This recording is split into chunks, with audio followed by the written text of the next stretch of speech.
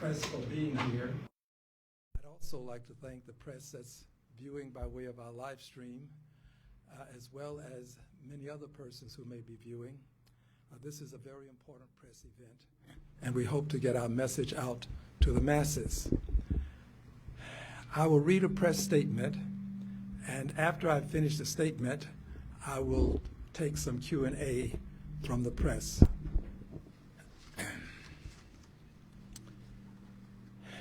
And still I rise.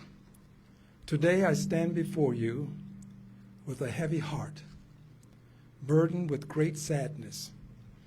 Today I'm responding to a moral imperative driven by the dictates of conscience. My conscience dictates that I continue to condemn the hate-driven speech and violence being perpetrated against Jews. On the 8th of October, 2023, excuse me for just a moment. Thank you.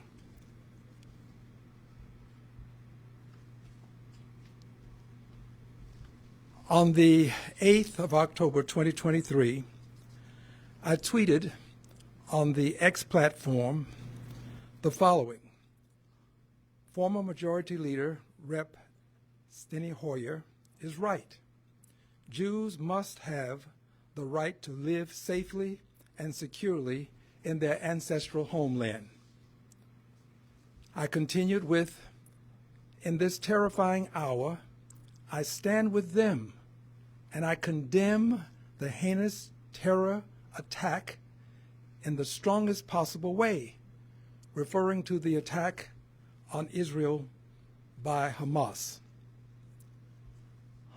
On October 17th, 2023, I signed on to, which means I co-sponsored, HRES 793, calling on Hamas to immediately release hostages taken during the October 2023 attack on Israel. The resolution condemns Hamas for its brutal attack on Israel. It condemns Hamas for taking of hostages. It condemns Hamas for threats made against hostages. It demands that Hamas immediately release all hostages and return them to safety. It goes on to recognize that the taking of hostages is a violation of international humanitarian law, and it expresses sympathy to the hostages, wounded, deceased, and their families for the travesty to justice and personal hardship. A copy of the resolution will be provided to the press. I have proclaimed publicly and believe that Israel is real and has a right to exist. Since being seated in Congress in 2005, I have supported funds to Israel in furtherance of a two-state and Palestinian peace solution. I cannot of vast numbers of innocent civilian Palestinians in a war with a heavy heart and a moral imperative driven by conscience. I am calling for a ceasefire of innocent Palestinian civilian women and especially children. They too are real and have a right to live. I thank all of you because I think this is an important message. Very important to note, and I still note this, that today I do have a heavy heart, and I am concerned, and it is a matter of conscience that I'm calling for this ceasefire against civilian men, women, and especially children, because it's true. Like Israel, they too are real and have a right to live. I welcome questions. Congressman, in regards, war's never pretty, in regards to the situation happening, what's an alternative alternative? What can be presented to Congress? What steps and measures can be taken? You're right. Wars are not pretty. I regret that we ever have to have wars. But I do understand. And I understand that Hamas is a terrorist organization, that it has committed crimes against humanity. But I also remember 9/11, and I remember Osama bin Laden. And I remember that our country did not bomb Pakistan to take him out. There are other ways to do this without deciding that innocent babies can be sacrificed target. At some point, history will not be kind to us for condoning the taking of babies' lives to take out a target. I believe that we have a responsibility, in fact, a moral imperative, to protect the lives of the innocent. The war was not declared against Palestine. The war was declared against Hamas. And so far, Palestinians are the greatest victims since Israel declared the war on Hamas. Israel suffered. No one should deny that. I don't deny that. I am a supporter and have been a supporter of Israel. I supported funding to Israel. I still support a two-state solution. I believe this is the road to peace. But I cannot support knowing that there are children all about, as was the case yesterday, all about, knowing they were all about, and then deciding that you would fire into that area to take out a target, knowing that the children would become victims. There's something terribly wrong with this. We cannot allow ourselves to become the victims.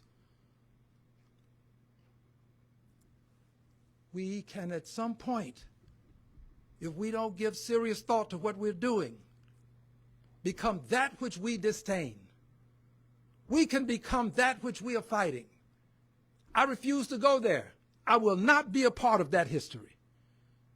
Those who choose to, do what you may. As for me, my conscience dictates that I take a stand with these innocent civilian Palestinian men, women, and especially children. Your next question, please. What's the word around Congress? How does the president feel about this? Do you stand with him as far as resolutions? Well, the president has called for a humanitarian pause. I think there's currency in this. I think that we do have to get humanitarian aid into the Palestinians. After all, the war was not declared against Palestine. The war was declared against Hamas. If the war is declared against Hamas and the Palestinians are the people who are suffering greatly, at some point we have to ask ourselves, what will the aftermath of this be? Will we have so engaged in this war that there will be no means by which we can have a two-state pathway to peace?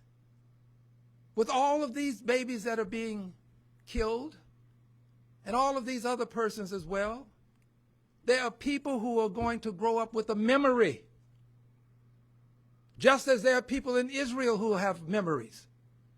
At some point, we've got to have a generation of people who haven't suffered war, who haven't lived through war.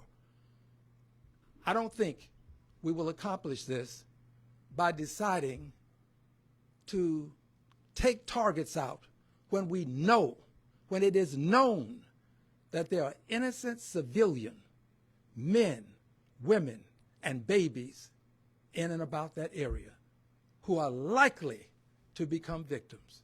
We took out Osama bin Laden, and we did not take out one Pakistani in the process, no one outside of that compound.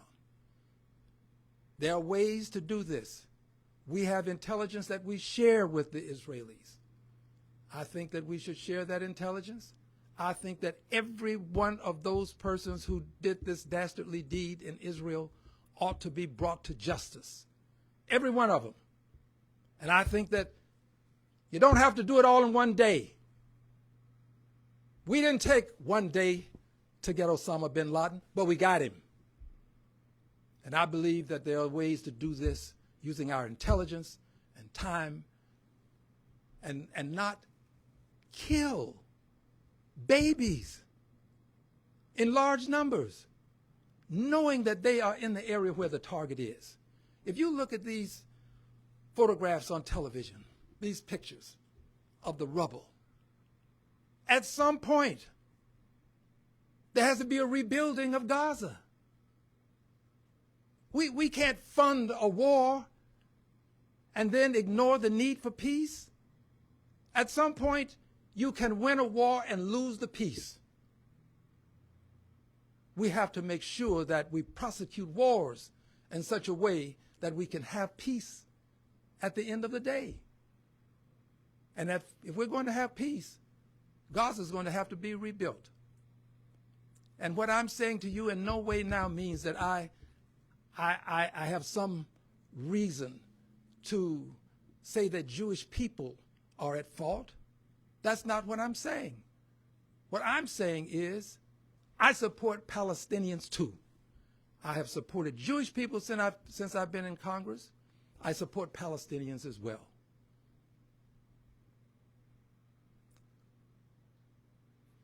No additional questions. I'll close with this.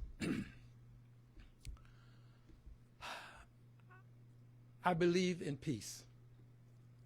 I understand that Israel has a right to seek justice. I believe this, and I want justice. But in pursuing justice, you have to do it in a just way. And to do it in a just way, you cannot kill babies to get to a target. Those babies have a right to life. They have a right to grow up and become human citizens, just like the rest of us. Having Palestinian roots does not mean that their lives are worth less than any other child's life on this planet. I have stood for the lives of the Israelis, and I stand for the lives of Palestinians, not for Hamas. Separate them, go after them, but stop killing babies. Thank you.